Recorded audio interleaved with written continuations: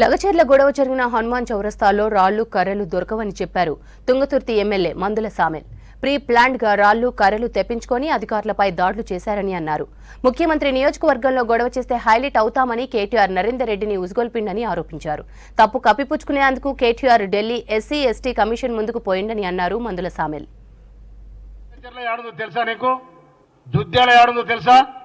దుద్యాల లగచర్ల 2 కిలోమీటర్లు ఉంటుంది. దుద్యాల మండల కేంద్రం. అది ఆ మండల కేంద్రం దగ్గర 1 నెల 15 రోజుల క్రితమే గవర్నమెంట్ ప్రకటన చేసింది. ఇక్కడ ఫార్మా కంపెనీ పెడతాము, రైతులందరూ కూడా భూములు ఇవ్వడానికి సిద్ధం ఉంటే చర్చ చేయడానికి ప్రభుత్వం సిద్ధంగా ఉంది, మీకు లాభ నష్టాలు ఏమున్నా కూడా చేయడానికి సిద్ధంగా ఉందని ప్రభుత్వం ప్రకటించింది. కరెక్ట్గా ప్రకటించారు. కేటీఆర్ ఈడ ఉండి ఆ నరేందర్ రెడ్డికి చెప్పి ఏమన్నా నువ్వు చేతులు ముడుచుకొని కూర్చుంటావా, ముఖ్యమంత్రి నియోజకవర్గంలో చేస్తే మనం హైలైట్ అవుతాం, ఎవరి దగ్గర వేరే కావు, అందుకని నువ్వు ఈ పని చేయమని చెప్పి ఈడ ఉండి అంత రండ పని చేసిన కేటీఆర్ లబడాలు తీసుకుపోయి ఎస్సీ కమిషన్ పెడతావా? లగచర్ల ఇష్యూ మీద మాట్లాడే నైతిక కూడా కేటీఆర్ లేదని కూడా సందర్భంలో చెప్తున్నాను నేను. అది ప్రజాసేకరణ ద్వారా ప్రభుత్వానికి కావాల్సిన భూములు తీసుకోవడానికి, దానికి నష్టపరిహారం చేయడానికి ప్రభుత్వం సిద్ధంగా ఉంది. అటువంటి అప్పుడు మీరు ఆడికేంద్ర మండలి పంపుతారు కనుక ప్రీల్పాన్గా కలెక్టర్ మీద దాడి జరిగింది. మీరేమో కలెక్టర్ కాలు మొక్కించుకున్నారు, కానీ ఇక్కడనేమో కలెక్టర్ల మీద దాడి చేస్తా ఉన్నారు. కానీ మీకు ఐఏఎస్ వ్యవస్థ మీద కానీ అడ్మినిస్ట్రేషన్ మీద కానీ మీకేమైనా అవగాహన ఉంటే మొత్తం వాళ్ళు క్షమాపణ చెప్పాలి. అక్కడ జరిగిన దాడికి మీకు క్షమాపణ చెప్పాలి. ఇవాళ నేరల కాడ దళితులను లారీలతో దక్కించిన దుర్మార్గమైన వ్యవస్థ మీది. ఇవాళ పోడు భూముల కోసం పట్టాలు ఏమని అడిగితే దుశ్శస్త్ర పరవాణి చేసిన మీరు ఇవాళ లంబాడల కోసం గిరిజన కోసం మాట్లాడిన నైతిక ఎక్కడిది మీకు? మీరు ప్రభుత్వాన్ని బదనాం చేయాలని కింద మీద పడి ఇవాళ మీరు టీఆర్ఎస్ని తీసుకొని బీఆర్ఎస్ చేశారు. భారత రాష్ట్ర సమితి చేసుకున్నారు.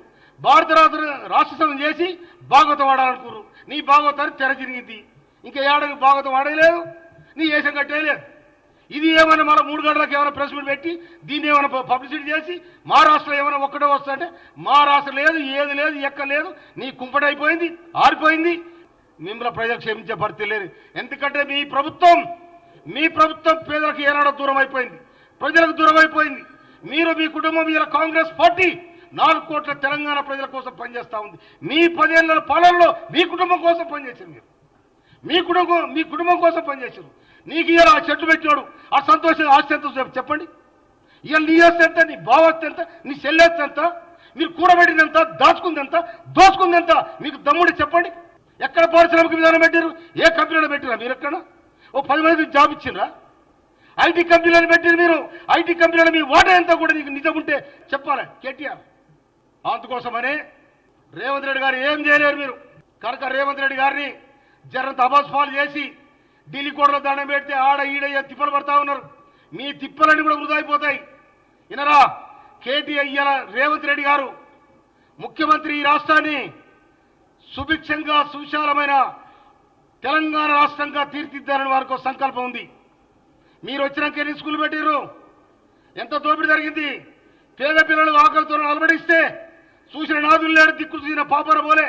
ఇవాళ కాస్మెటిక్ ఛార్జీలు కానీ మెస్ ఛార్జీలు కానీ 40% పెంచిన ఇవాళ ఘనత ఇవాళ రేవంత్ రెడ్డి ప్రభుత్వానికి ఉంది. ఇంత పార్టీ ఇంకా పార్టీ లేదు, పాదలేదు, అంత పోయింది ఎవడా?